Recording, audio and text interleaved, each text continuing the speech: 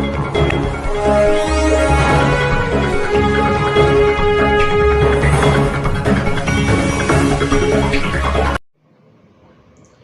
जाकिर हुसैन बोल रहा हूँ। मैं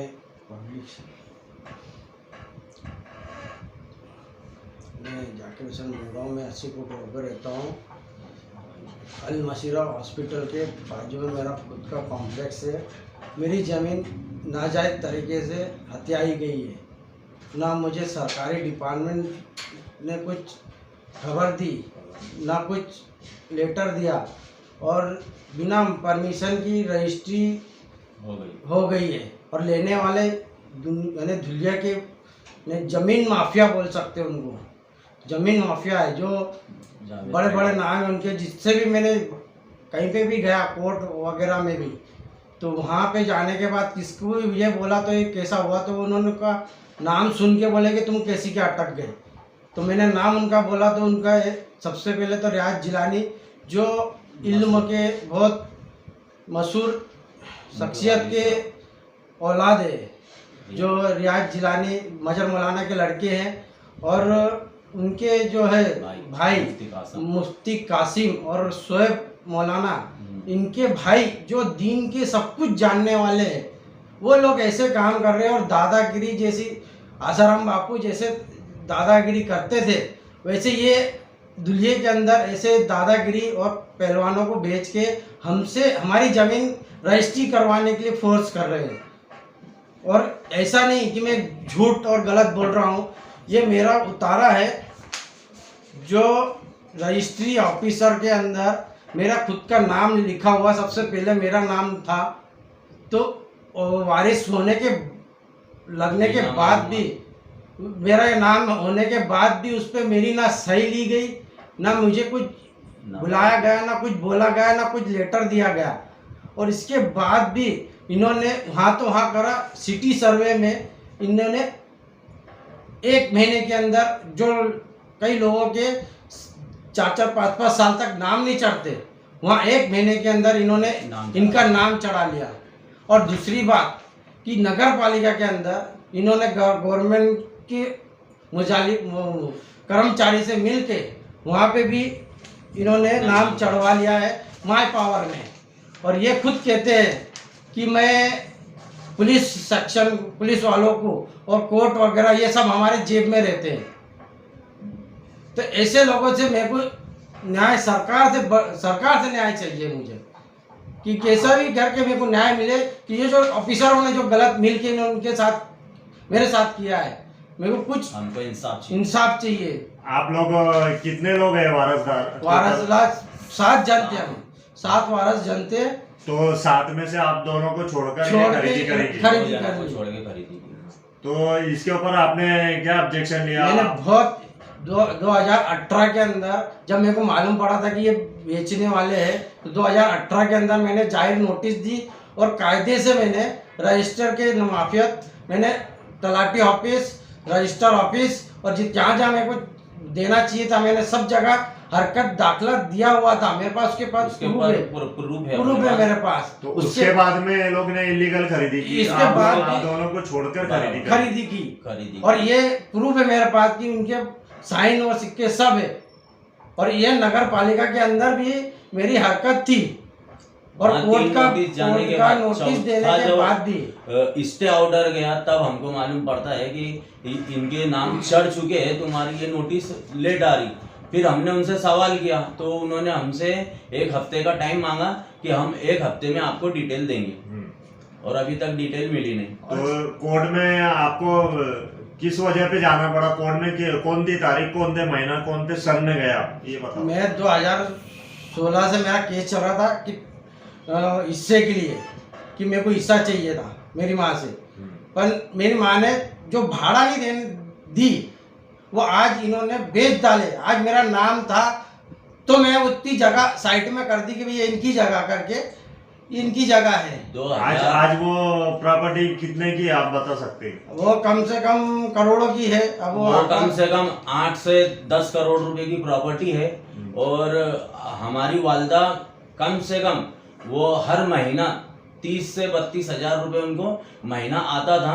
लेकिन वो खुद सेल्फ अपना खुद रखते थे, कोई बच्चों को नहीं देते थे, ना भाई को देते थे, ना मेरे को देते थे। मैं इनका छोटा भाई हूँ, सादिक हुसैन शेख।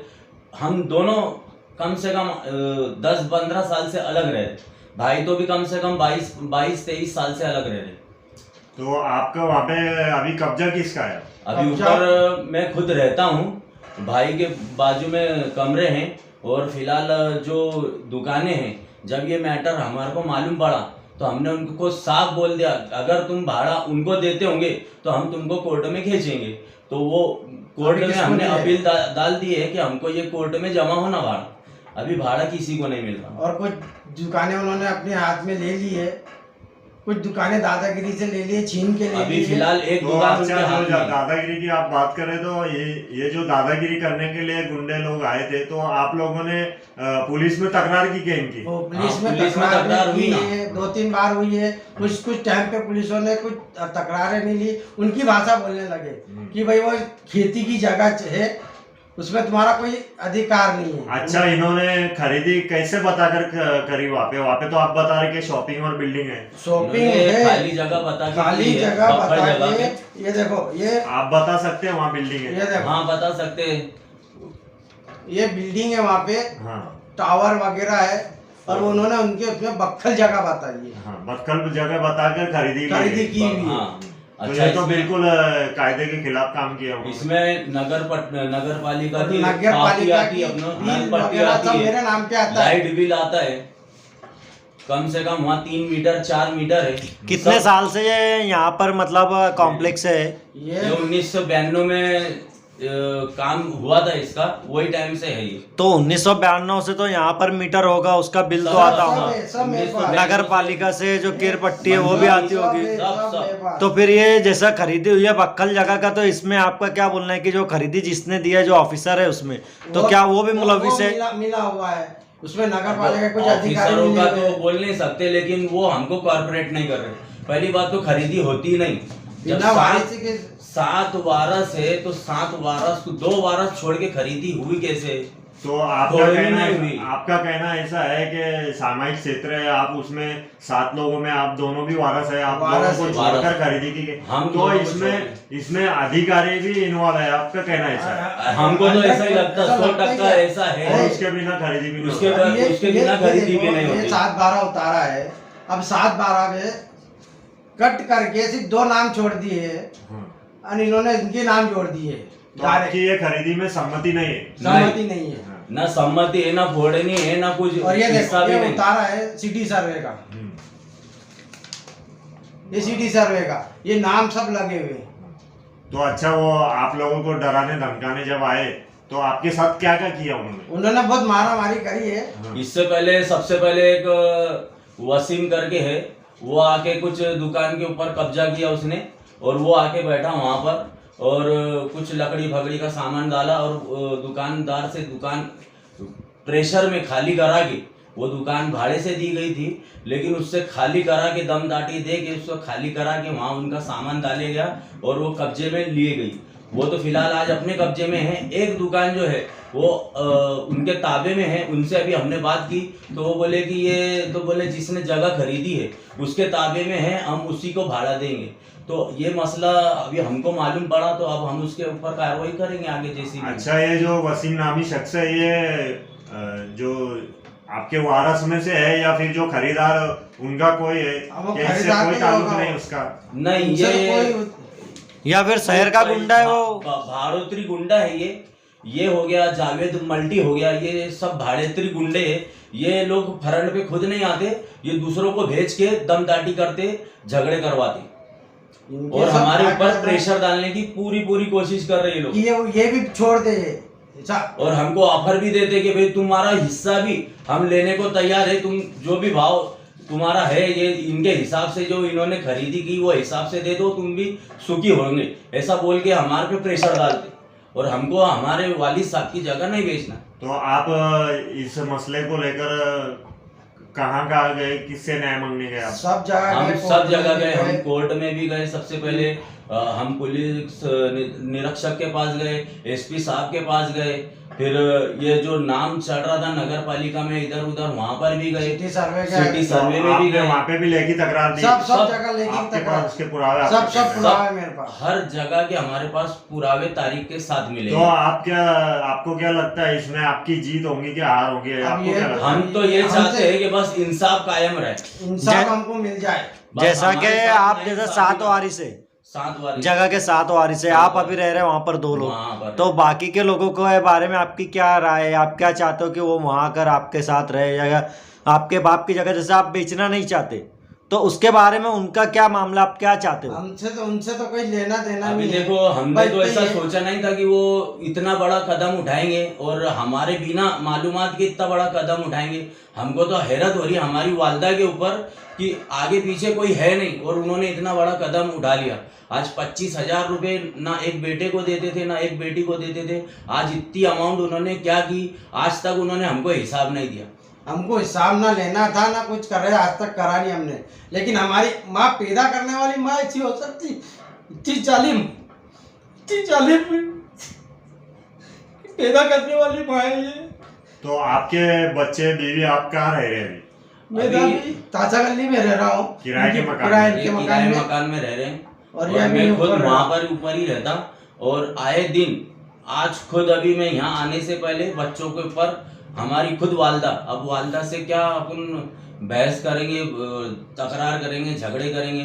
अब सामने वाला तो आता नहीं, गाली गलौज बड़बड़, बच्चों को मारना धमकाना, आए दिन कुछ ना कुछ होते रहता। अब नजरअंदाज करते कि भाई चलो जान दो, वालदा है, हो सकता उन्होंने कुछ ना जाने में इतनी बड़ी हरकत कर दी, गलती हो गई उनसे। आज उनको ये चीज़ का एहसास नहीं है, आगे चल के एहसास हो जाएगा इस चीज़ का, तो भी वो उनके ऊपर कुछ असर नहीं नहीं हो रहा। तो आपको कोर्ट से क्या अपेक्षा है? बस और कोर्ट से शासन ये कि से? हमको जो भी हमको अन्याय है, जो कोर्ट फैसला करेगी हम हमारे तो तैयार हैं। साथ जो ना इंसाफी हुई है, बस हम तो ये चाहते हैं कि हमारे साथ इंसाफ हो। और ये जो हमारे साथ हुआ और किसी के साथ ना हो, इसके लिए हम ये चाहते हैं कि भाई इनको ना बेनकाब करना चाहते हैं। तो आपका कहना ऐसा है कि हम जिंदगी भर अगर ये मसला हल नहीं हुआ तो हम इसके पीछे लगे रहेंगे और लड़ते रहेंगे इनसे, आपका कहना ये है? ये ये बिल्कुल- चल रहा ना, हमारी जितनी भी हवा के जो भी है सब कोर्ट कचहरी पुलिस थाने और इनके चक्कर में सब जा रही है ना। हम बच्चों को कुछ खिला पा रहे ना कुछ कर पा रहे। तो आप अभी जैसे बता रहे भाड़े के मकान में रहते हैं, तो आपके इनकम क्या है? अभी जैसे बाहर आप मजदूरी करते होंगे, 10,000 12,000 रुपए मेरी इनकम है। तो आप वो उसमें कैसे आपका गुजारा कर लेते? क्या करेंगे आप, ये करेंगे क्या मेरे को बताओ। अब वालदा पहले भी ऐसा लॉकडाउन से काम मैं करती इतना है तो परेशान क्या हो गया, परेशानी इतनी आ लॉकडाउन गई से कि इतना जिसकी परेशान हो आदमी- कि अब घर में क्या खर्चा करना करेगी, है? कोर्ट कचहरी में खर्चा करेगी, परेशानी वाला मामला आ गया। तो इतने मजबूर कैसे हो गए आपको कोर्ट में जाना पड़ा? ये ऐसे ही है। ये माँ की हरकतों की वजह से आज मैं 20-22 साल हो गए मेरे को। आज एक मैंने एक बूंद पानी तक का मैंने वो नहीं किया कि भाई मैं मेरी माँ से उम्मीद करा कि पानी दो तुम। मैं दूसरे के पास से पानी लेता था, पानी तक नहीं देती थी मेरी माँ। इतनी जुल्म की है मेरे ऊपर, तो बहुत ज़्यादा जुल्म की है। और मैं ये छोड़ के इनसे तंग आके सेंधवा चले गया, वहाँ पे भी चैन से मेरे को बैठने नहीं दिया। हर साल का परेशानी, हर साल के कुछ ना कुछ झगड़े, हर साल के कुछ ना कुछ लाल आके मेरे सामने रख देते थे।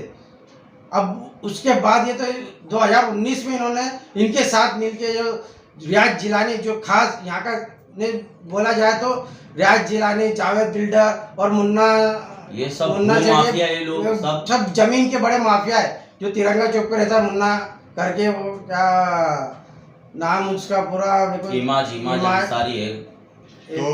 तो इन्होंने आपकी जमीन को लिया है? इन्होंने लिया है और नाजायज तरीके से लिया है, बहुत गलत तरीके से, और ऊपर से दादागिरी कर रहे।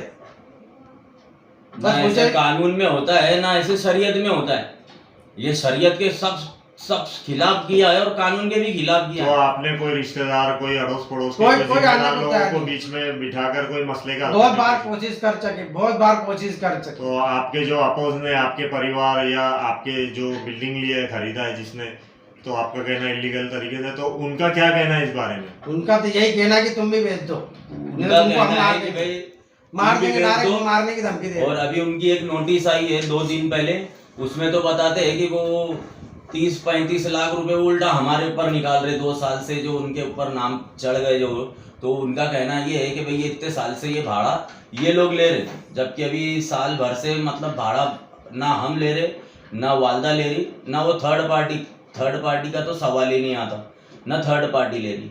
भाड़ा अभी वो उन्हीं के पास है और इन्होंने अभी ये नोटिस पहुंचाए है। अब हम उस पर देखेंगे, वकील को बताएंगे उसके आगे क्या होता है, क्या आगे कार्रवाई सरकार से करेंगे। मेरे को यही उम्मीद है कि मेरे को न्याय चाहिए, और जो अधिकारी ऐसे काम करते हैं जिनसे हम जैसे गरीबों को परेशानी होती है, बस उस पे ये परेशानी उठाना उन अधिकारियों के